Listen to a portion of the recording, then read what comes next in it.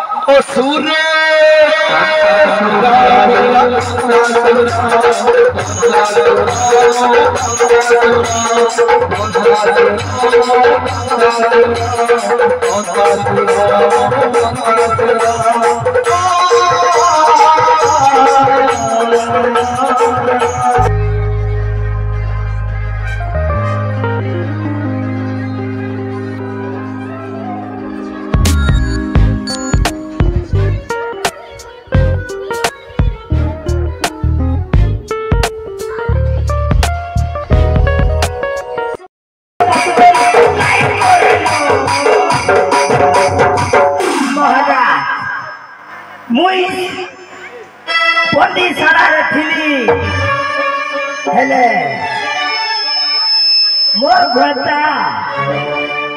छुटा पूरा डाढुते महाराज से जेते बेले चार छोटा माछ पी लई छे मते जन दुल पीटी लई छे महाराज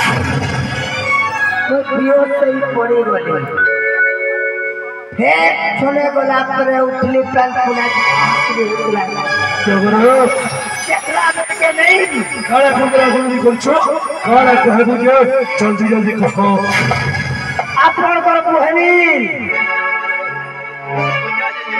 घरे पौधा हुआ के दरबार पके खाना खलो देखो के और कहना छुआ जानो करी छे